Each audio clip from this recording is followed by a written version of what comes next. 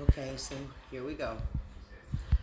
So I just made a little story, little tidbit. So God just keep on speaking to me left and right this morning. He always speaks to me anyway, but here we go.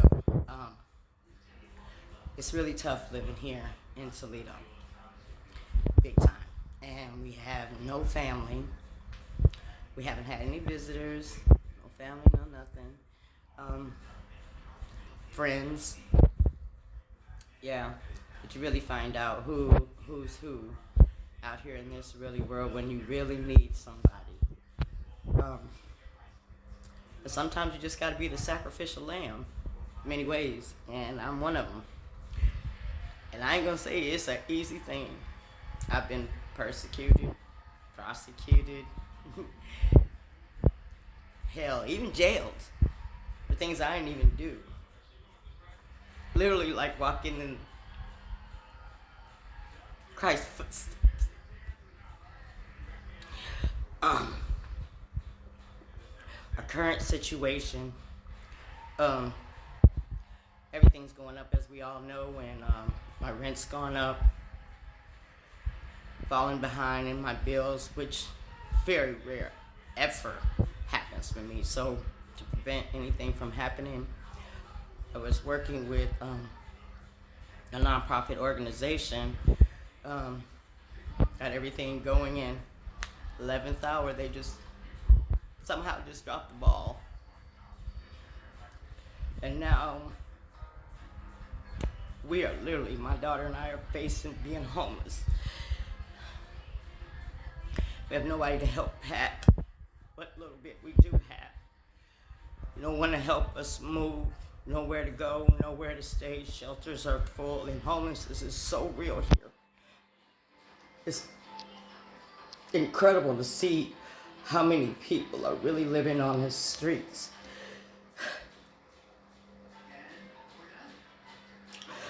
I've worked so hard to always make sure my family was taken care of.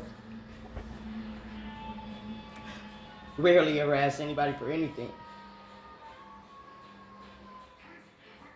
Maybe a few dollars here, a few dollars there type of thing, but woman of my word, when I do my best to, if I ask, I got your back, I'll get it to you. But something to this magnitude, never. I've never worked with any organization or anything. True fact, when I've fallen behind before with my bills or anything like that, you betcha. I'm tell you, I'm one of those people for real. When I say income tax, oh, you betcha, for real, and took care of it. Never lied about it. That's one thing I'll never do to anybody's lie about anything. I'm never gonna hurt nobody. I'm never gonna harm anybody.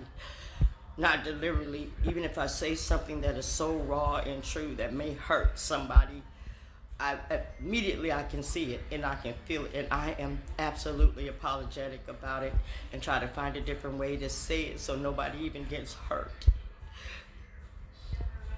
But today is my day to tell y'all my story. I have a neighbor that lives downstairs. She has dialysis 3 times a week. She lives alone, and I care for her overnight. And sometimes during the day when her day aid's not here or family. Sweetest woman in the world. Just this week, twice, I've had to go in and help her. She's taken 2 falls, and she couldn't get up. And I remember going through something like that with my mom before she passed away, and praying to God to give me the strength to help get her up. And God did that. And he did it again, and he did it again, and he did it again. She cares about me and my daughter so much, and we love her. We become a part of her family, and we're in trouble. And she's terrified of being left alone in the building. We live in a duplex by herself. Previous people that lived in the apartment that I'm in right now, it was just crazy for her, and actually sent her into a stroke. And we've actually been a blessing for each other when we didn't have anybody. And we moved here, she just opened her arms right to us, and I never even knew that God would bring us here. and put us together the way that he did. And currently my debt is $37.50, and I've never had debt like that in my life.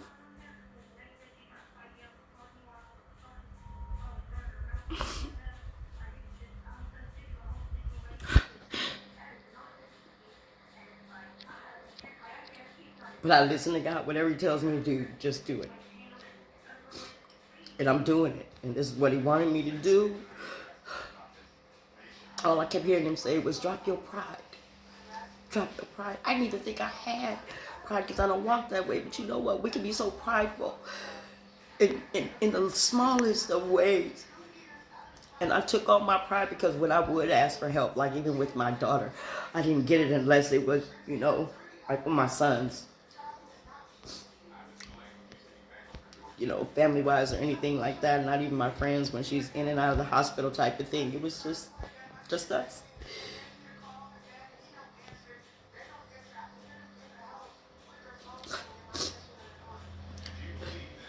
So for those people out there that thought Joyce is just Miss Perfect, I'm not. For those that say she's just too stuck up, I'm not. I'm just a soldier for God, doing what's right by people, helping any way that I can for anybody. Literally giving the shirt, the jacket, the umbrella, whatever it is that I have, food. Our community is just amazing over here. I have a neighbor named Miss Judy, and she's just done the most to try to help me and my daughter, best of her ability. But there's not much she could do, but what she has done has been phenomenal. She went out and got us some boxes and whatnot, and we tried and tried and tried, and it's the 11th hour, literally. I don't know why the case manager just dropped the ball and got us stuck, and I'm not going to question why. Maybe this is the reason why God let it happen, so I could come to y'all and let y'all know what's really Joyce's life, the goodness and mercy of God. Miss Judy is just phenomenal. She got us boxes and tape, and that we don't have much, but we don't have anywhere to store it. Have to put it in what little we do have in storage. That takes money. We don't have anybody with the truck. That takes money, even for gas, even getting a new apartment, even renting a hotel room. Everything costs money, and we all need money. I just don't have the love for money. I don't idolize money. I'm frugal when I shop. I'm not stingy or anything like that, and I'm not cheap, nothing like that. I have nice things, but I don't live an extravagant life and beyond my means. I never have, and I never, ever, ever will. It's never been me. I'm so scared for my daughter and Miss Benita. I'm just terrified for both of them. If it was just me by myself, I could handle it. I'd sleep on a park bench. I'd sleep under a picnic table in the park, a tent in the park. But these two beautiful women, they gotta have somebody, and I've been chosen to be that somebody.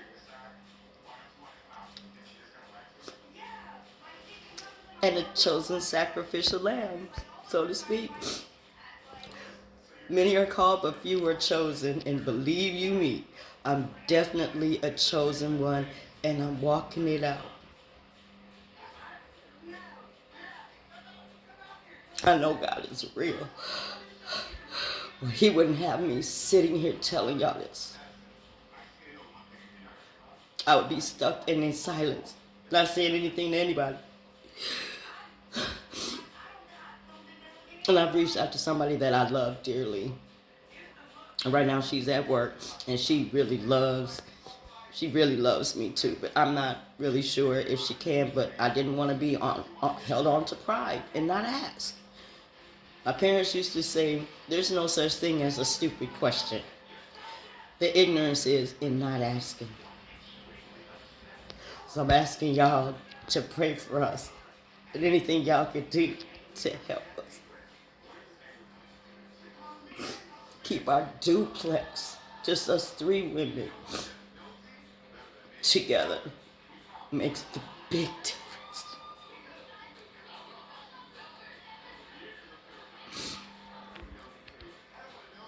The bailiff, let me say that much too. His name is Deputy Dave Bass. He's so phenomenal. When my baby was coming out of a seizure, when he came by the house, he prayed with us.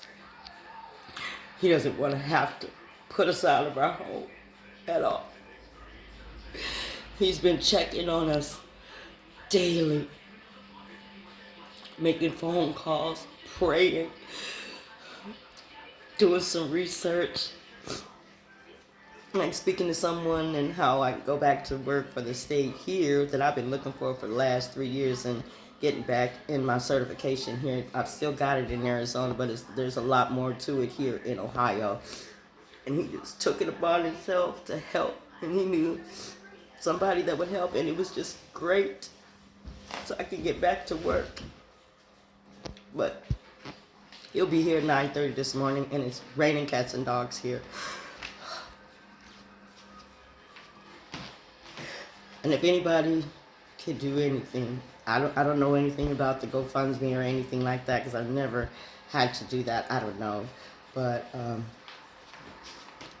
my landlord, the owner of our home, his name is Edward Browning, and he lives in California. And he doesn't want to do that to us either. But he deserves to be made whole. And so do we. Someone in his camp dropped the ball in between the two of us too. And it was something as simple as a lease. But just to go to show you that God will sustain you in the roughest and toughest of times, all the time. And I'm a tough prayer warrior. And I pray and ask God to give me the answer to how I can help my daughter and help Miss Benita at the same time. And this is where he led me. Right here with y'all. People I love, people I care for, and that really love and care about us. You gotta wait, Shar. Just hang on. I already know you want your coffee. Just hold on, Mama. You gotta have your medicine first, but just wait. Just let me finish this up, okay? And then I know, we good. I guess that's about that time for me to see. There goes the cup right there. She's ready for her coffee. Time for me to get back because I've still got some packing to do.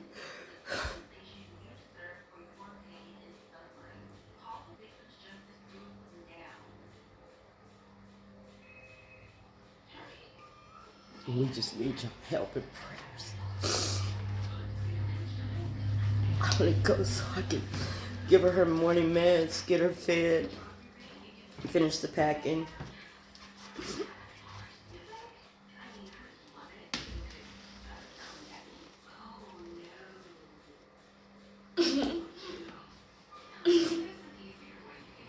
Okay. And continue to thank God for creating in me who He called me to be. Motivational and inspiration. And let my story inspire somebody that God is real. And the help is out there. Sometimes we just gotta look other ways and means. There was a committee in my church, the Ways and Means Committee. Imagine that. But it's there. And I love y'all. I probably won't be taking any phone calls today, but trust me, I'm not going anywhere, you know. I might be, hopefully we're not moving, but just I got a lot to do today, and I'm doing it by myself between the two homes, so I'm going to go ahead and go, okay, y'all? Miss B's got dialysis here, and she should be getting up pretty soon. And she doesn't have any idea that we may have to move. When I first spoke to her about it about a month ago, she just broke. She was so terrified. And it broke my heart to see her.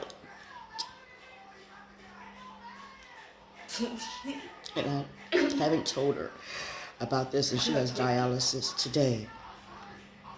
And her transportation usually comes to pick her up about 10, but I'm going to have to tell her.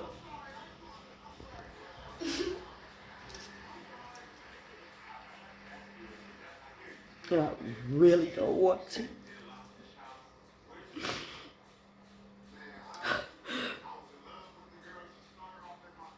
Okay, can I put myself together? Let me get my baby some coffee.